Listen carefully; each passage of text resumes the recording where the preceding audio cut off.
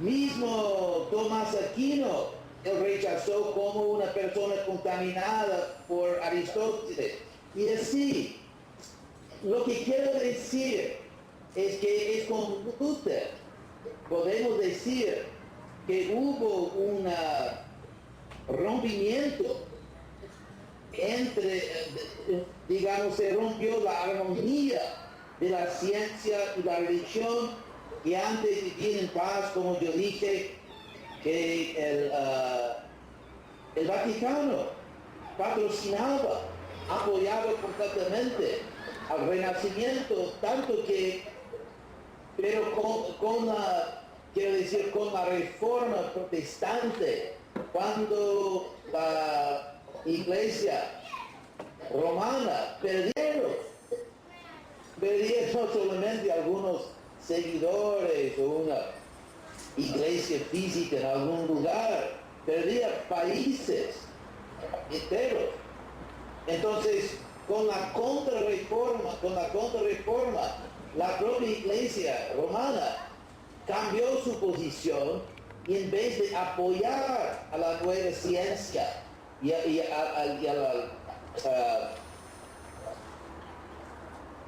al renacimiento de filosofía antigua, pagana, en vez de apoyar y patrocinar ese renacimiento, en su contrarreforma, ellos también se pusieron más conservadores, la iglesia, para poder competir con las iglesias protestantes que básicamente rechazaban completamente, categóricamente la cultura pagana, y con eso también rechazaban a la ciencia.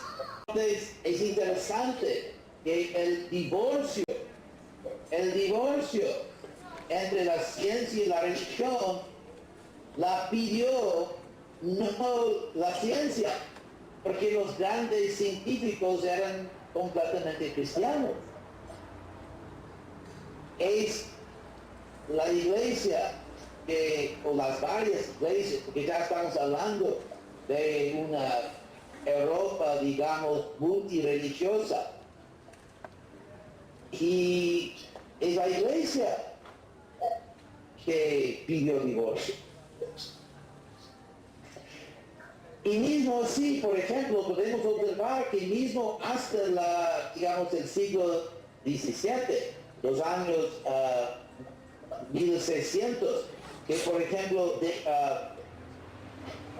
¿cómo se llama? Pascal, el gran filósofo y científico Pascal era tan religioso que cuando él se vio forzado a admitir que él no podía, digamos, justificar todas las doctrinas de la iglesia con la ciencia y la lógica, él abandonó la ciencia y se hizo monje, se retiró de la ciencia porque él pensaba que era más importante salvar a su alma.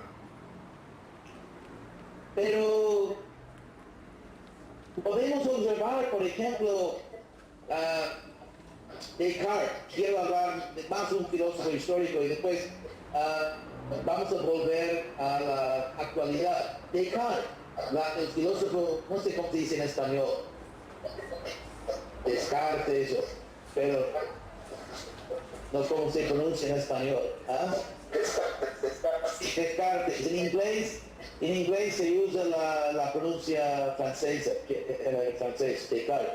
Pero Descartes, él es muy famoso por su proyecto filosófico, o más específico, su proyecto epistemológico, que él, Descartes dijo que voy a imaginar que yo no sé nada. O sea, todo lo que yo creo que yo sé, lo voy a dudar y me imagino, o así, por los fines de ese proyecto filosófico, ahora imagino que no sé nada con ¿cómo se dice? Certidumbre, con certeza. Y ahí él quería saber cuáles son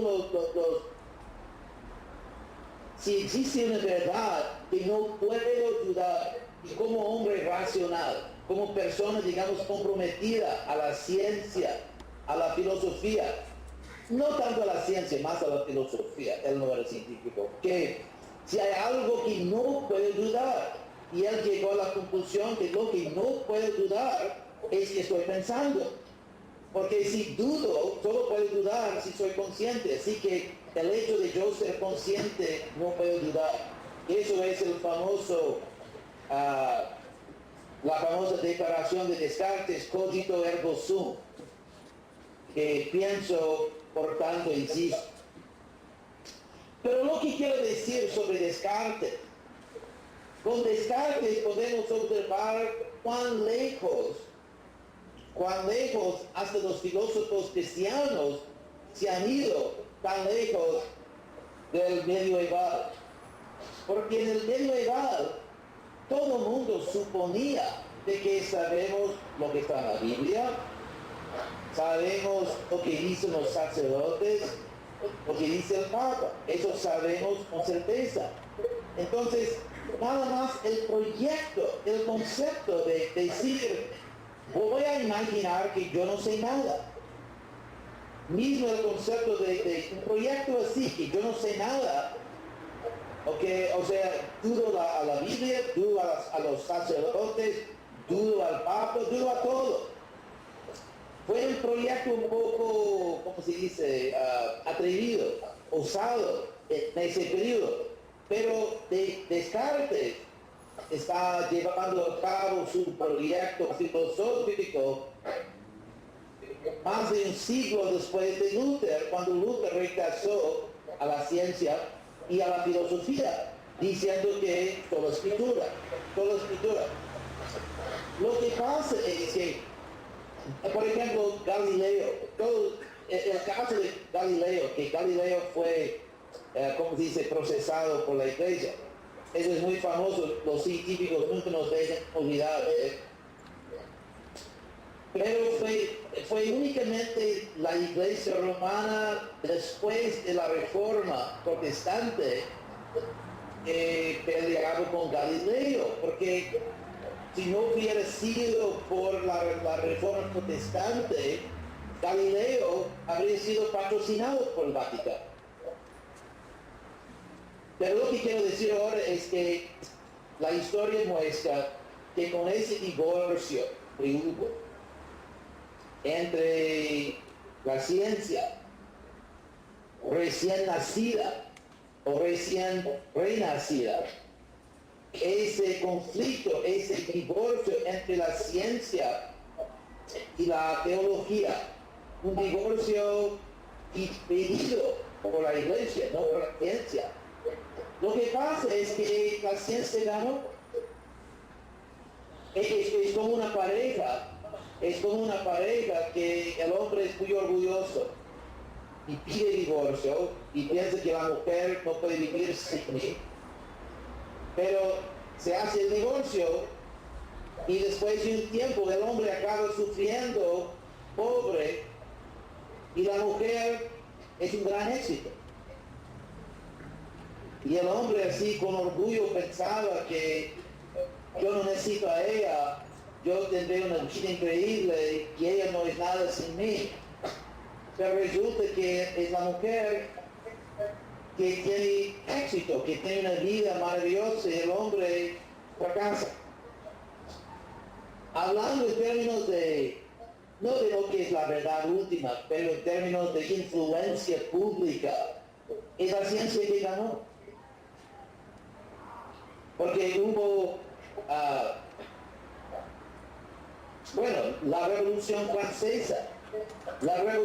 Francesa, que fue una reacción a un tipo de opresión, tanto real, tanto de los reyes como esa coalición, esa alianza entre la cruz y la espada.